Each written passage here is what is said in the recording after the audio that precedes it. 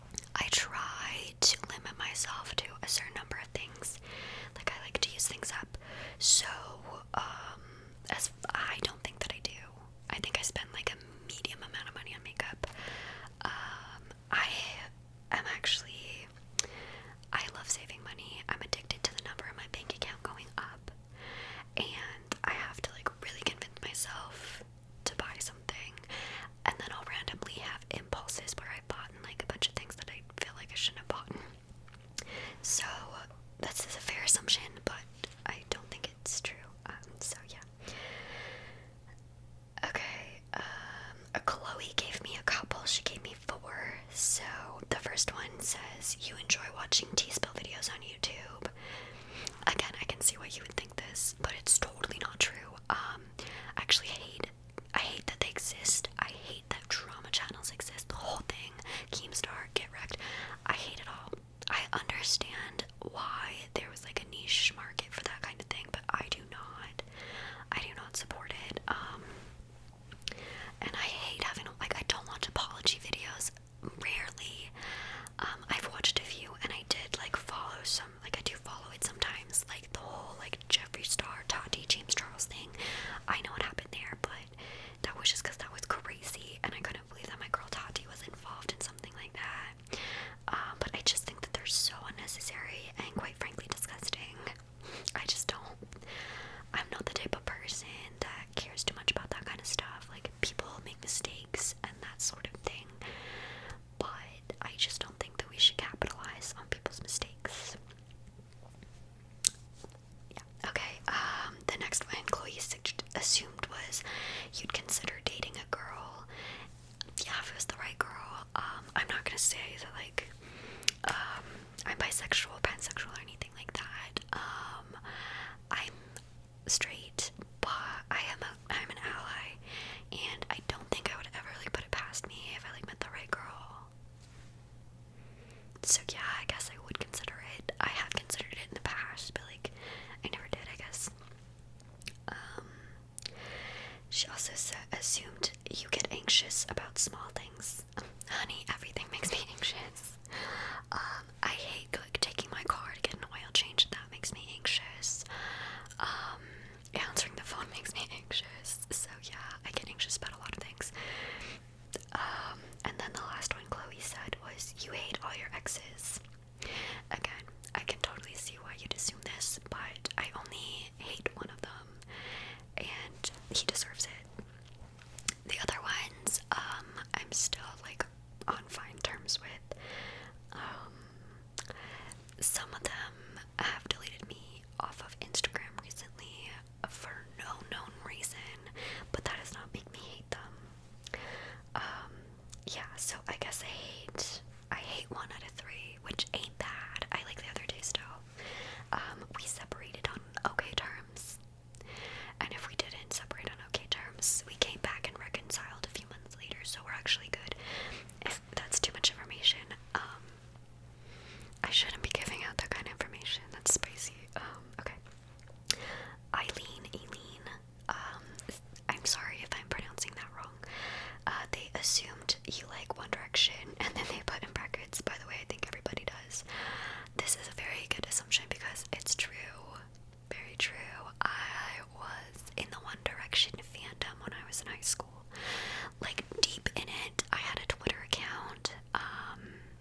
I watched YouTube videos. I was a One Direction stan. And I was in the fandom. Like, not just like, I'm a Wonder, I was in it. I was in the belly of the beast. And it consumed my life for a couple months. And then,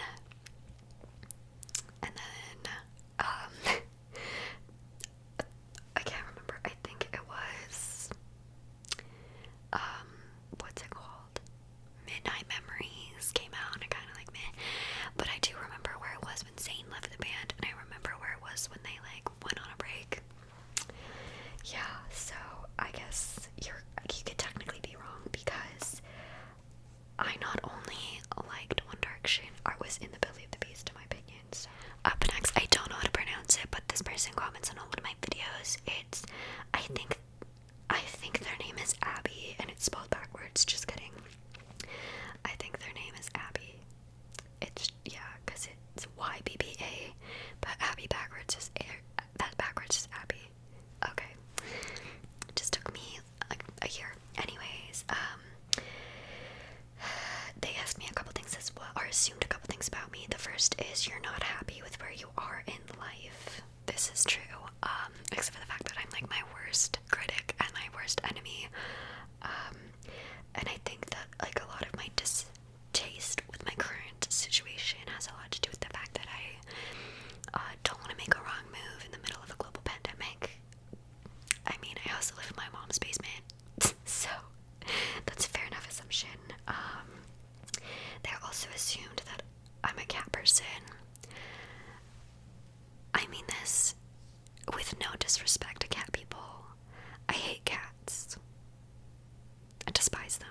one time a cat gave me pink eye. I am through and through a dog person. Cats. I hate cats. I'm sorry. I'm very passionate about my distaste for cats. They also this one's really funny. They assumed, their assumption was you don't like your job. I hate my job. It's not that I hate it, like, I'm actually really good at it. I'm just over it. I just kind of want to move on. But again, this is like a circle back to, not being happy where I am in my life. I just haven't been able to make a move. And the thing was, I was about to, and then the pandemic struck, and I was like stuck at home for 6 months without a job. And then I went back to my job because it opened again. And yeah, and things are just changing. And there's like a power struggle. It's this whole thing. Anyways, they also said you love spicy food. I don't like it when food hurts my mouth, but I don't mind like a good kick, like a curry. I love a good curried vegetable, like mix, that kind of thing. Sweet chili chips. But it has to be the right level of spicy, not too spicy, and I'm out. I just have a teeny little sensitive mouth, so there's that.